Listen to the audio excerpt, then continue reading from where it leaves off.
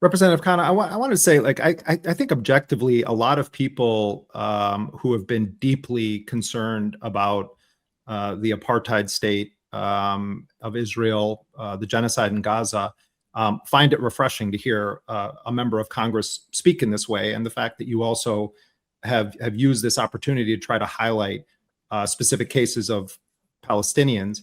I want to ask you, though, what you think the consequences for Israel should be, not just of these actions, but also for the mass murder of documented roughly 80,000 people. It's probably much higher than that in Gaza, a significant portion of whom are children. I've heard you talk about sanctioning individuals.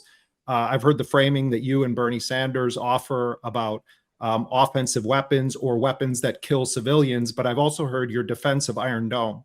And I want to push you on this because I think a lot of the critique of you from pro-Palestine people and from Palestinians is that the position you're advocating basically amounts to, we need to make sure that the sniper is protected so that he can continue sniping.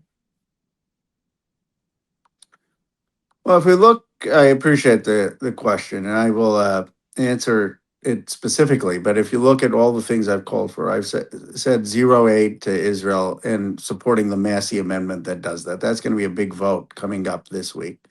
I've said no military sales to Israel that are used to kill civilians. I've said no military integration and led the fight to repeal Section 224 and 219, which is Netanyahu's end run, where they would just co-produce the military. I've said we should call it apartheid and recognize the genocide. So these are on a scale of 1 to 10. It's like going from 1 to 7 or 8, and the debate is, okay, 9 or 10. Do I an arms embargo completely, which I have not supported, would say Israel can't even get or produce from anyone defensive the Iron Dome. And I guess my view is, anyone should be able to protect civilian life, but that's not America supporting it. I do think, though, that there is something that the next administration could do within the first 100 days, instead of just saying, okay, we're going to talk abstractly about this long peace process. Demand the arrest of Yonah Levy and extremist settlers within 100 days. Demand the destruction of every outpost within 100 days. Demand the destruction of illegal settlements within 100 days. Demand a justice for Palestinians and Palestinian people so that they stop getting terrorized within 100 days. That doesn't have to be some dialogue. That needs to be a directive from the American administration saying Israel must do this. And we need to be taking steps as we get towards a broader peace in that direction. I think that's one of the things that came out of this trip, the immediacy of the suffering of Palestinians. I still don't think this is answering the question. I mean, tell me where I'm wrong here. What you're advocating for, we are talking about not just Netanyahu. Sanders always says Netanyahu and his extremist right-wing government. But if you look at public opinion polling, there is widespread support for open genocidal policies. In fact, Netanyahu is often criticized by his political opponents for not having finished the job in Gaza or in Lebanon or elsewhere. And I want to know why it is that you are stopping on this, because so much of what you're saying, it's one of the clearest recognitions of the issue that you could hear from an American politician. And yet you still are saying, but the sniper needs to have protection. It's not the sniper. It's saying that we're not, just so there's no ambiguity on my position, which is also the position of Sanders or AOC or others, as I understand it. It is that we have zero military aid to Israel, that we have no military sales that are used to kill, military weapons that are used to be killing civilians. So that's the drop. I would argue Iron Dome is used to kill. I would argue Iron Dome is used to kill civilians because it allows the Israelis to have this American backing to operate with impunity by openly saying that I support this military technology for Israel.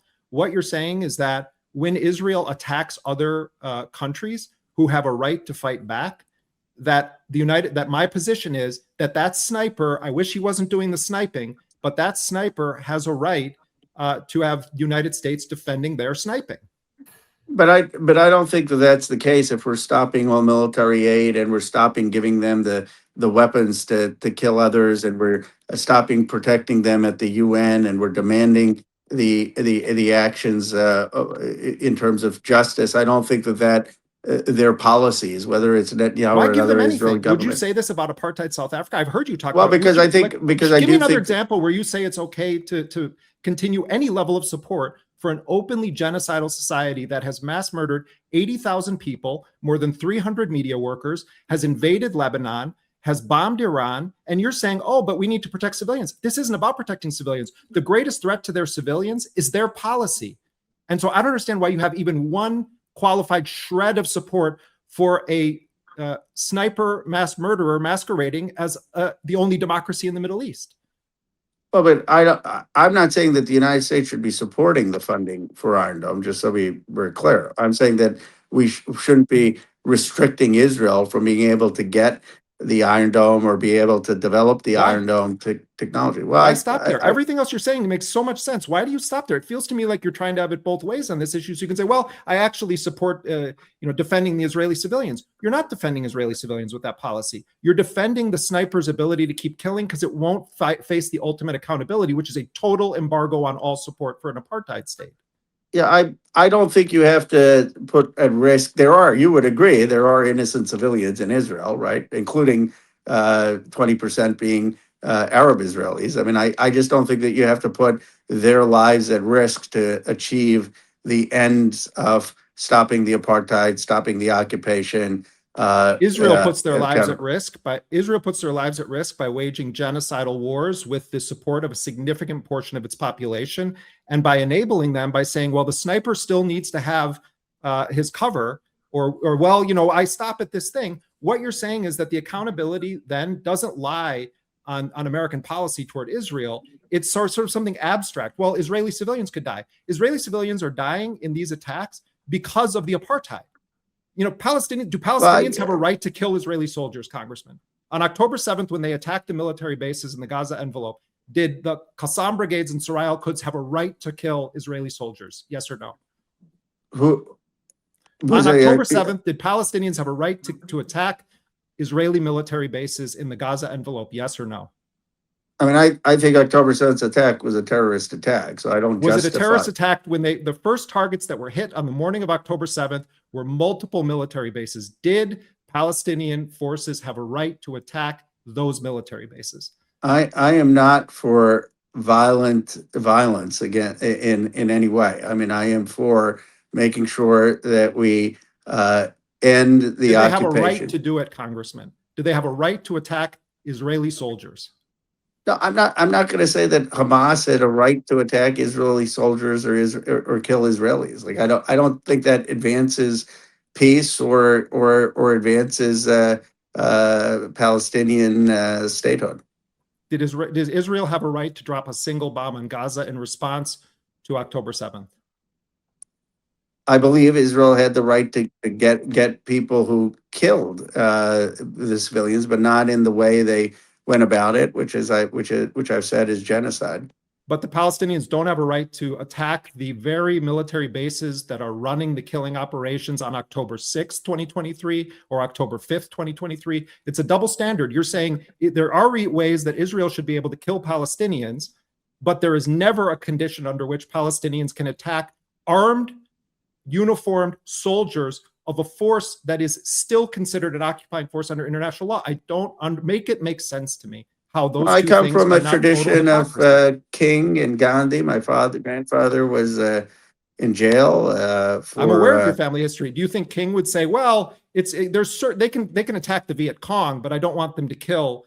I don't think anyone. I don't know what Gandhi would say. I don't think my grandfather would say that the Palestinians should have armed resistance to Israeli occupation. I think they would argue for a much more nonviolent approach. But America, I think, in ending aid, in ending military sales, in not being a defender of Israel in the UN, just vetoing resolutions against Israel, would make tremendous progress. I mean, maybe we're on a scale of 1 to 10, and you're at a 10, and I'm saying let's go to a 6, 7, 8. I don't know where that would be. And right now, America's at a No, we're 1. at a So 10 because of a genocide that was enabled, supported, armed, and funded by the United States. And I am baffled as to how you can say that Israel had a right to drop a single bomb on Gaza in response to October 7th, but Palestinians, according to you, have no right whatsoever to ever kill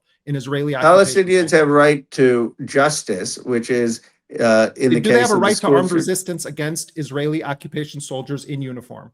Do they ever have a right to kill an Israeli soldier?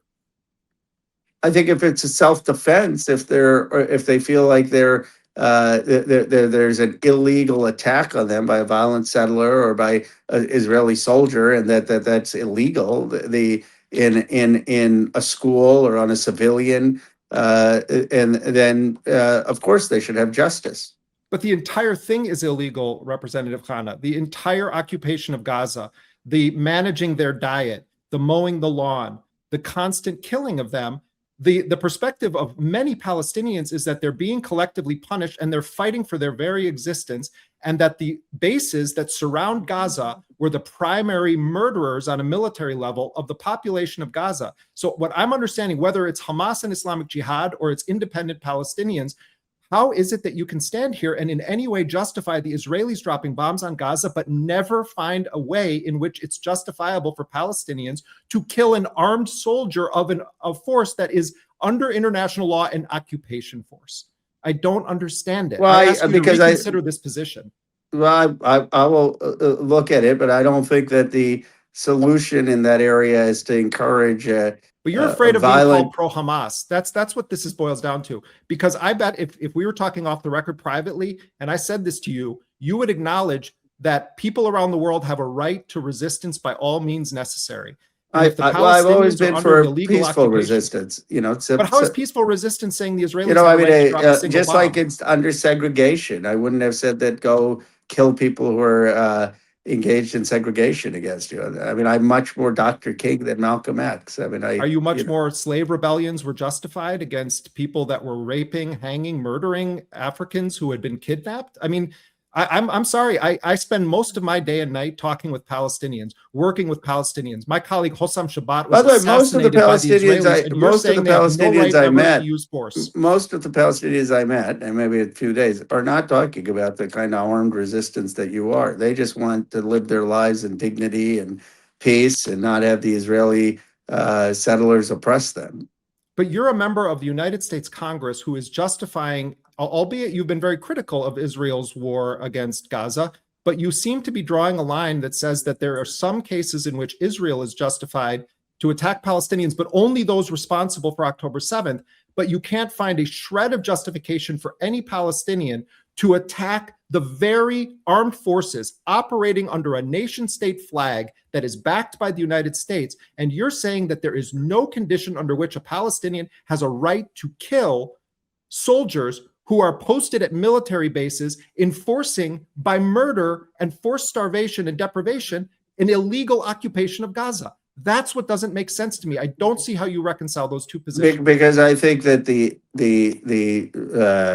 armed resistance is only going to be ineffective given the power differentials. It's similar to what Gandhi thought in terms of how he took on the British Empire, and that having a moral force of civil resistance and appealing to the world's conscience is going to be much better chance of getting dignity and peace. 2019, the Palestinians organized the Great March of Return, which was a mass nonviolent mobilization at the gates of the concentration camp walls and fence in Gaza. And you know what Israeli soldiers did, Representative Khanna? They had a competition to who could shoot the most kneecaps of Palestinians. Well, I think that protests were backed by Yahya Sinwar, the head of Hamas. So there's a track record and there's a context. You're talking about tactical issues. The Palestinians have tried that. The Palestinians did. Well, I think opinion is down. I think opinion is shifting now in America, where those kind of approaches would get a better reception in the United States. Masa, what do you think? We talked a bit about this because I remember that you asked something along the lines of if Hamas was the governing, if there was a state and Hamas was, the governing body, would we be okay with that? And I responded and said, Hamas has been very, very vocal. That it's been from the beginning, Hamas would not exist if there wasn't an occupation. The second the occupation ceases to exist is the second that the need to resist ceases to exist, right? So I see what you're saying, but I agree with Jeremy in the sense that there's a double standard to what you are saying. And you've seen yourself now that you've been to the West Bank. A lot of these parents that are talking about their kids being murdered can't even go to where their son was murdered without a bulletproof vest on. It is a violent place. Whether or not we could talk about peace, but the violence is there, and the only way a lot of times is to defend yourself. It's with violence, which is something that is stripped of the Palestinian citizen. I could be in my house and I could have 50 settlers. I talked to an American citizen in Deir Dawan. 50 settlers came to her house, and the Israeli police said, "Why didn't you defend yourself?" And she said, I would be the one that gets shot if I defended myself. So there are a lot of cases where, as much as we want to be, romantic about the situation, we have the Second Amendment here in the States, where, a lot of people would say this is the safest place in the world. Sometimes the only way to defend yourself is with, armed resistance. So I don't know. We talked about this, and I do appreciate that you were listening to people, because you had these conversations on the ground. But I do still think that there's some room there to understand that this isn't just armed resistance doesn't exist just because these are violent people. It's the final. We've tried the UN. We've tried the Oslo Accords. We've tried everything. In the end, this is what needs to happen. Yeah, I just think the question is whether shifted in American foreign policy can open the doors towards ending the occupation and pursuing justice. But I'll leave my position there. One way I think about it is, if you're not going to acknowledge the right of, armed resistance, the playing field has to be leveled somehow. Like if we're not talking about an arms embargo, you have a state that is relentlessly violent toward a captive population. What would it take? And Congress is about to fuse the Israeli and American military, and so it would take stripping that provision, stopping the military sales, stopping the aid, making sure that there were trials at the ICJ to hold people accountable for the war crimes, for the genocide, and making sure that we weren't protecting Israel's apartheid or genocide in international bodies, and working with other countries to push for justice in the region. I guess my view is that would make significant progress. And while you were there, just real quickly, Rahm Emanuel went to Tel Aviv at the same time that you were there. He had an interesting moment, I thought, where he said the Israeli banking system needed to be sanctioned, and any Israeli corporation needed to be sanctioned if it was at all operating in occupied territory.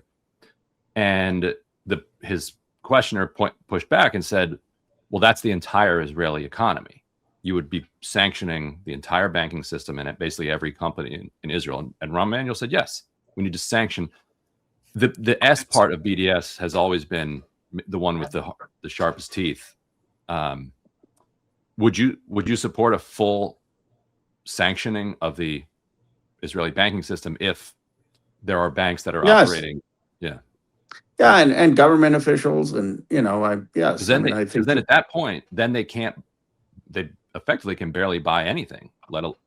They wouldn't be able to buy Iron Dome components if they'd made it indigenously. I suppose domestically they could do it, but that I really haven't does. read the details of Emmanuel's speech, but I mean, is he calling for broad-based sanctions on all the financial institutions, or sanctions on the Yeah. financial institutions who lend to the settlements? Well, that's all of them, Right. or have any business whatsoever in illegal. My guess is illegal what you would then see is the Israeli banks cutting off the funding and the subsidies for the settlements, which is at which which point would they be significant. collapse. Yeah. Yeah. Which way the settlements would collapse, you're saying? They would have to. I mean, how do you? I don't know how you do it without financing. Yeah. It'd be interesting. Anything else? Well, no, a good conversation always with Jeremy. He's very, very passionate. And you know, I would just hope that people see the Palestinian stories that we heard, the apartheid-like conditions, and the commitment to bring justice and reform. And you know, I'm not where Jeremy is, but I'm certainly a clear outlier with a few other people on the issue and trying to bring real justice. All right, I appreciate very much the engagement. I know that's one thing that you're You very know, famous for across the political spectrum. You're willing to argue. Well, you know, I am a student of Lincoln, not as great, of course, but you know, there were a lot of abolitionists. But the art of American politics, in my view, is to do what is moral, but also possible. And I'm not saying I have the right judgment, but it's not, you know, it's not easy to build that kind of a consensus. Well, we certainly appreciate the engagement, Representative Khanna. Appreciate it. Good seeing you. Right. Take care. Talk to you soon. Thank you. Before we bring in Abdullah Al-Arian, I want to actually underline the point that he just alluded to that may escape some kind of non-Lincoln heads. So Lincoln was throughout his life anti-slavery, but he was never an abolitionist. And the difference during that period was that the abolitionists were seen to be the crazy people. Like they were the ones, they were the radicals. They were like outside of kind of respectable politics. You could be anti-slavery without being abolitionist. And it's very strange to, I think, from our perspective now, to understand these political distinctions. Okay. But Lincoln was friends and allies with a lot of abolitionists. And so when he ran, the abolitionists very quietly kind of told all of the rest of the abolitionists, he's not going to say the things we want him to say, but he's actually with us. And that was a message that resonated actually with the South. And the South believed it. And that's why the South seceded on his election. Like he didn't push them out. The South led when he was elected. So I think what Khanna was saying right there is that Jeremy is the crazy abolitionist. He's willing to say publicly what I actually believe, because as he said, it's the art of building these coalitions. Like that, what Lincoln was doing was putting together a coalition that included the abolitionists towards the end of ending slavery, but he wasn't willing to go out and say it. That's what I read into that. I might be reading too much into it. And then we'll move to Abdullah. But what did you guys? I'm curious for both of your take on his responses there. Well, in general, I mean, he's no longer here, so I don't want to continue litigating this issue. But you know, on the one hand, I do credit Khanna with being willing to engage. You know, there have been a handful of interviews I've seen, particularly when he's gone on with people who are on the left side of the spectrum. I mean, of course, you know, I was just watching clips of him on Fox News, and I think it's important to point out that much of the media narrative about this from the right has been calling him a liar, you know, questioning his patriotism, you know, et cetera. And so, you know, but we also know that many of our colleagues in the broader independent media landscape have interviewed him, and he's talked about this. So I feel it's something that I think is not interrogated enough in our political life since the onset of this genocide in particular, but this is also the story of Palestine for a very long time, is that you have political figures from AOC to Bernie Sanders who, and with Sanders is a long track record, who try to project a certain image of being in solidarity with the Palestinian people. But you always hit a point where they carve out their own version of a Palestine exception. And so, I feel like when we have, so much of what we do at Dropsite is reporting, from Gaza, from the occupied West Bank. We've had colleagues murdered. We're immersed in this because we believe in it. And so it's not like I'm just throwing gotcha questions at him. What I'm asking him is based on on actual relationships with Palestinians, knowing Palestinians who've been murdered, having Palestinian friends who've had 200 plus members of their family murdered in Gaza, looking at public opinion polling on the question of armed resistance in Palestine. You can't cherry pick and say, well, the people that I talked to as an American congressman over the course of an hour one day or a dinner one night, this is representative of the Palestinian people. I don't think many Palestinians are going to run up to Khanna and have the first thing that they say be, we have a right to armed resistance. He's a member of Congress visiting an area of the occupied West Bank, where, as Mesa has pointed out, there are a lot of people who also hold American passports there. And so, Khanna was doing his public service in a way that makes sense, but you can't pretend to speak in general for the Palestinian people as a whole based on some conversations you had over the course of a few days. And so all of which is to say that, Khanna should be given credit for the work that he's done on this. It's unusual to have an American political figure do what he's done, but that doesn't mean that our job as journalists is just to fluff him up. Yep. And so this is something that I think really needs to be put in front of people like Bernie Sanders or Khanna, where we say, yeah, there's a lot of things that I agree with, but on this issue, I mean, I'm glad that we had this interaction, because it's clarifying to hear him say that there isn't a justification for Palestinians even to kill Israeli occupation soldiers, but there is a justification to drop bombs on Gaza. And to me, it's in the public service to have that discourse with an elected member of Congress who actually is pretty good on this issue, on most aspects of it, because many Palestinians, if they were to say what I'm saying, fear they would be arrested, or that their lives would end. You know how many messages I get from Palestinian colleagues of mine who say, you're saying things that would get me arrested. Mm-hmm. And I'm aware of that. And part of why I do ask these questions, or I interview the people that I do, or I try to report on the perspectives that I do, and we do this at Dropsite, is because it's our duty to do it. Right. Somebody has to. A couple things I want to point out too is that the West Bank, there is a bourgeoisie class, and whenever Ro pointed out that before he took this trip, if he would go on these trips to Israel, they would take him to Ramallah, he would spend some time with Abbas, they would go to a nice restaurant, whatever. The people that he saw this time, or the people that I saw him interact with, again, I keep repeating, American citizens, their experience is completely different than the people in refugee camps in Tulkarem or in Jenin or Nur Shams. And those are the conversations where he would have talked about armed resistance, because there are weapons there and they've been killed not only by the Israeli military, but by the PA.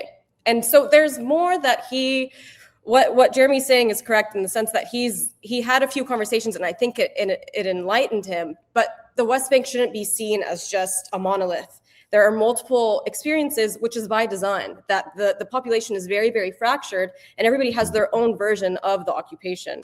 So, and the other thing is that I think we're past, my dad's generation was the generation of Palestinians are human.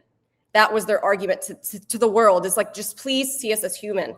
I think we're past that. And we're not just human. We deserve the same rights as anybody else. We deserve a military. We deserve, free access. We deserve connection to the world. It's not just to see, I think we're past the point of looking at us as just victims. It's now Palestinians are demanding, we're talking face to face now. It's not just, can you protect me? And so I really appreciate what we saw here today, because I don't want us to get into the the practice of just applauding for people for looking and for speaking out. Whenever we see countries who have joined like the Hague Group that have made millions with their relationships with Israel on the side, like we are in that point of the movement, I guess. Yeah, I think that's well said. You know, Mesa, we have Abdullah Al Aryan is standing by, but Mesa Mustafa just did some really important reporting from the occupied West Bank, and we'll make sure to re-up that also in the context of this on our social media feeds. And Mesa, thanks so much for being on the ground there and doing such terrific reporting. Of course, thank you guys.